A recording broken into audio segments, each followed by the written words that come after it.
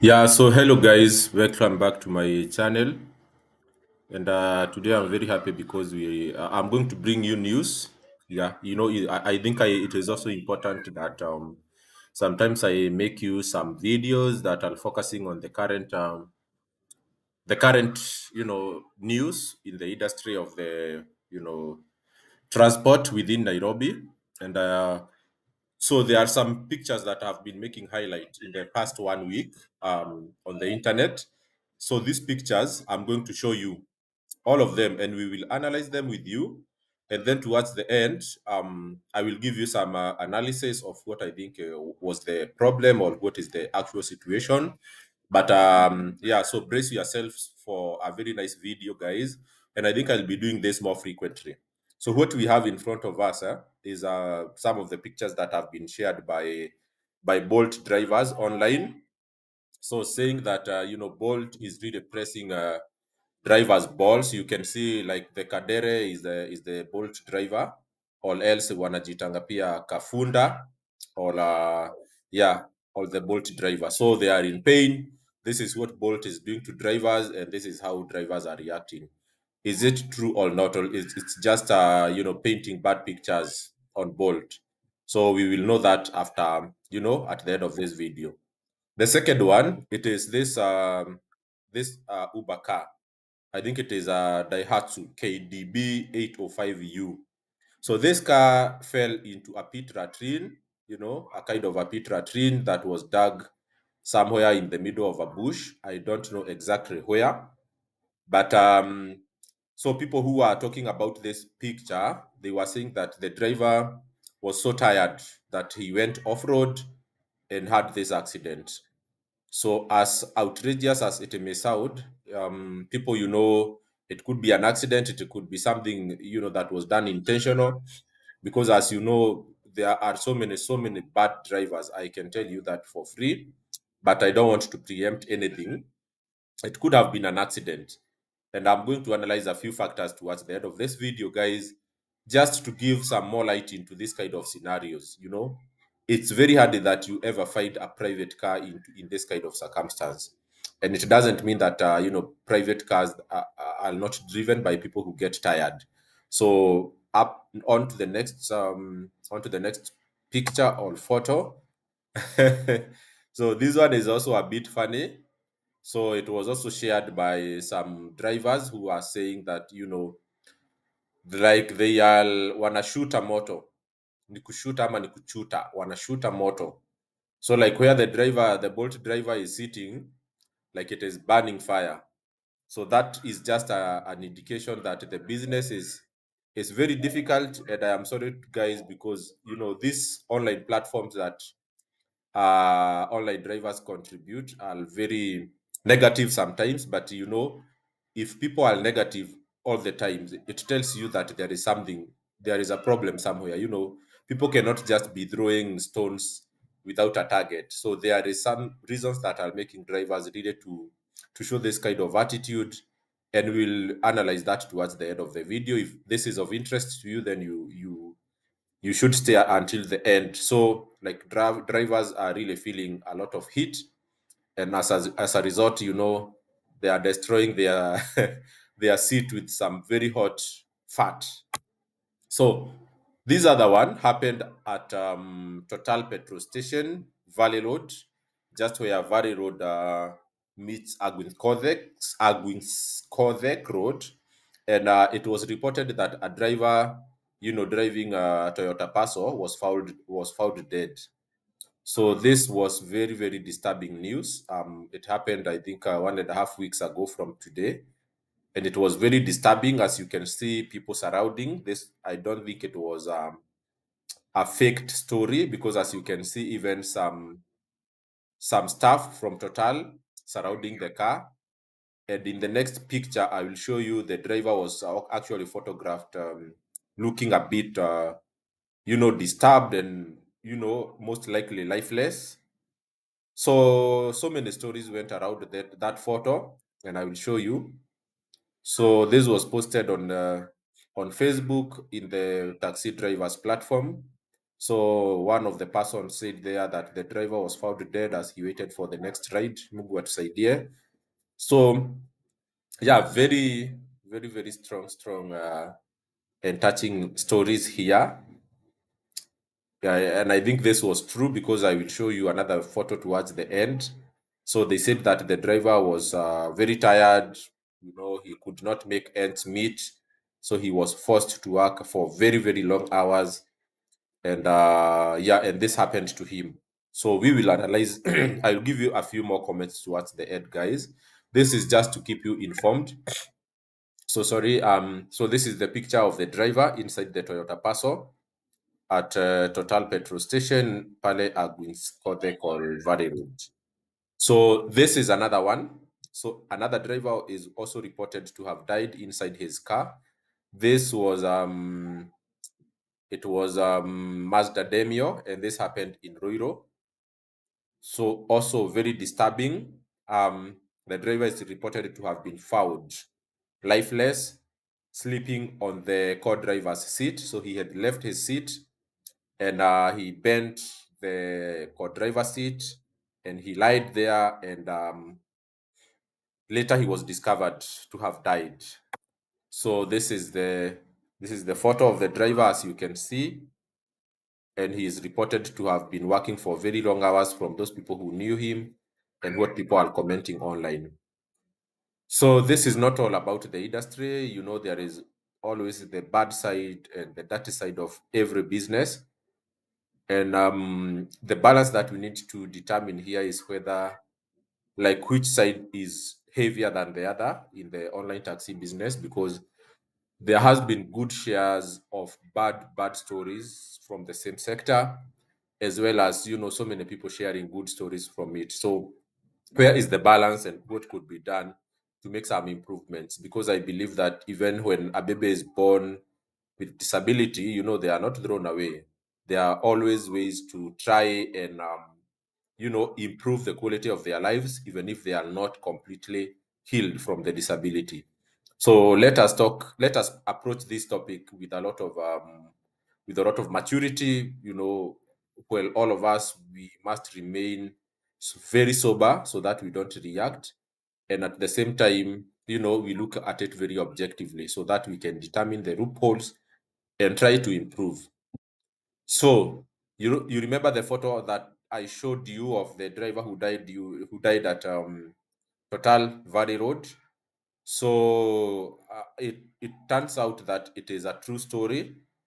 It is a true story that the driver was named John Kioko, and taxi drivers have organized a candle lighting in memory of, you know, of his life, and they have planned to march or to walk through Valley Road to go and light candles at the Total petrol station where he was found dead before they proceed to, yeah, so they, no, it's Haringam Total petrol station. Yeah, I think it's the one I'm talking about. Yes. And then after there, they will have a dress code of white or black in memory of the driver. And then they will drive, actually, they will not be marching, they will drive all their cars again from there to Parliament to give drivers petition. So, you know, the drivers, online taxi driver association is also very active in this. So they go and give a petition and then walk and then drive again up to Upper Hill at the Ministry of Transport also to try and raise issues and see whether they will be heard. So this will happen on date 18th, which is on Friday of August 2023. So yeah, so it is a true story that, yeah, so the guy passed on. So let me get you a few points that I had prepared for you guys just to explain these things and what I think should be done. All the reason behind why all this is happening, because when everything happens, it means that there are causes. So, you know, the root cause analysis. Why are all these bad stories happening? You know, we must first of all try to create some theories around them. We create some theories and then we prove them. I spoke with one of my drivers yesterday, and, you know, he gave me some very interesting insights. And one of the things he mentioned is that actually the death of these people could have been a pure accident. Forget about anything else that that could accompany fatigue, that could accompany a driver, like having been intoxicated or being tired, or you know when you enter into a car and you take a nap and you close the doors and the windows, it means that you could run out of oxygen and then you suffocate due to lack of it. So that is the first assumption. Everything else held constant, it is possible for someone to die inside a car if there is no ventilation. So it is not something new. It's not only the taxi drivers, even private drivers using private cars have had this kind of situations, that they have happened before. Secondly, is that too many drivers um work for very long hours, and you will be surprised to hear this story, because I have been told by several people that when you open the boot of drivers, the cars that drivers of some of the Bolt drivers use, you'll find that inside the boot you'll find a blanket, you'll find a mtungi, like a water jerry can, and like a kind of a bag, and sometimes you'll find a gas, the small gas, with some utensils. And someone told me that some drivers actually don't have a house.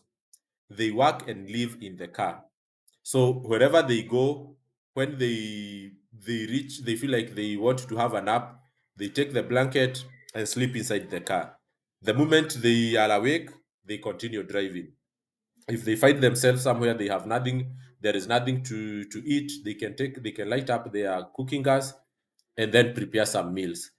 And I was told that this is a concept that is being sold so much to drivers in the village, being told that you can go to Nairobi as a driver and not even rent a house. Sorry, guys. So, and not even rent a house. So, your life is all inside a car. So, some drivers work so hard, which I believe that you guys agree with me that is also could be very unhealthy. So that is one of the factors that my driver spoke to me about yesterday. Something else is that so many drivers, they work with borrowed accounts. So for you to be registered as an Uber driver or Bolt driver, you must be qualified. Like, you must have 4 years of driving experience. You must have all your documents in place. That is your good conduct certificate from the police. You must have your PSV license. You must have, what else must you have? You must have an ID, and then you must have a car to drive. So most drivers don't have a car, and they do not have all the documentation, so they cannot be registered to become drivers. So some people like myself, I have a driver account, but you'll find that 99% of the time I never use that account. So what I can do, I can rent it to someone and tell them to be giving me like 500 shillings per day. So the driver will take my account, especially with Bolt, because they are not very, how can I say, vigilant on who is driving with the account. So I can give it to anyone, they will drive, and I ask them for 500 every day. Also, remember that to add salt into the injury, I'll be requiring 500 from the driver I have rented the account to. Secondly, the driver does not have a car, so they will go into a car hire and go and hire a car, like a Suzuki Alto, for example. It will be hired out or rented out at maybe maximum 1,500 per day. Most of the time, you can get it even with 1,300 per day, depending on the season. So the driver will get it at, let's say, 1,500. So on top of, like, what other drivers are earning, this driver will be required to pay my 500 and 1,500 for the car hire before he starts making his money. So imagine that amount of pressure that driver will be under, at least for him to make even 2,000 per day.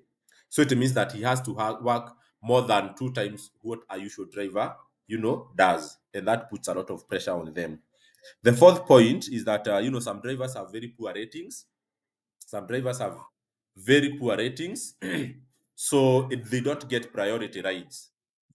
So whenever they drop a customer, they will wait for longer hours or longer minutes before they get the next ride.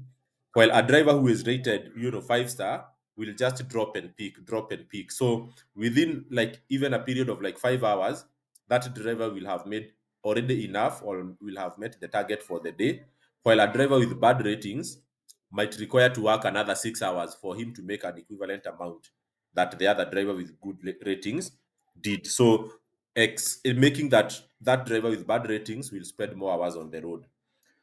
And then some drivers operate only one account.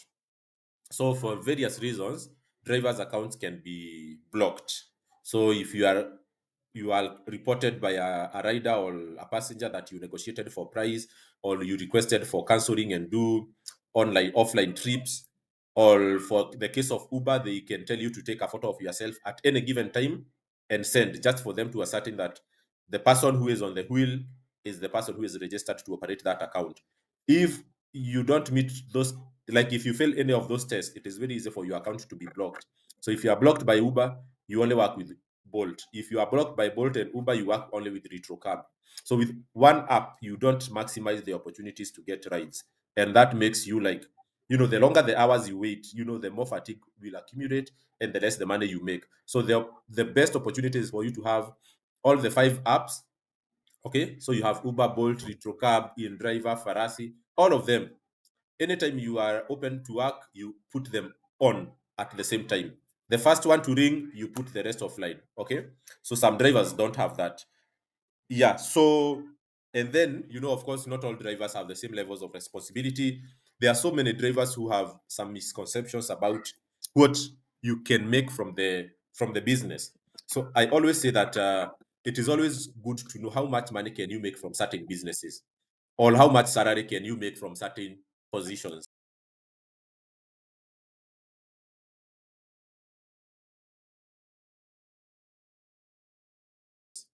And it is so clear that if you are a cashier, for instance, in a supermarket, you can never expect to earn 200,000. Maybe on a very, very special case, at a very, very special circumstance. So most people don't know that if we are a Uber driver, like when you make 80 to 150,000 per month, your take home, that is a very, very good amount already for that.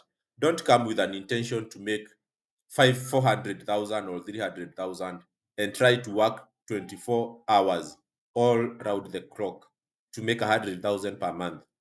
You can only do it as long, for a very short time. Maybe you can try a week working 24/7, but I am sure it is not sustainable. So those are some of the things that, in my view, have because when you are a driver, you are self-regulated. You do what you want. So there is no standards for most drivers on how they operate, the hours they operate, the distance they can drive. So every driver has his your own unique story. And that's why I always say that always listen to every driver as an individual. Don't listen to all of them and try to generalize. But the ideas I have given you here are common scenarios that are most likely to be found, in any of five drivers out of 10 that you can decide to talk to. And my goal is that, is to educate you people on the things that exist, so that when you get that experience as a driver to get on the road, or you are an investor and you have given a driver your car, you can expect the things that your driver will go through and how you will advise him, so that he can optimize the utilization of your car and his time and also his well-being. So, guys, I'll be doing some series of this kind of analysis, and I hope I'll be adding more knowledge into your minds on what is happening in the industry. And keep liking these videos, guys, and sharing. And let's catch up again in the next one. Okay? See you and cheers.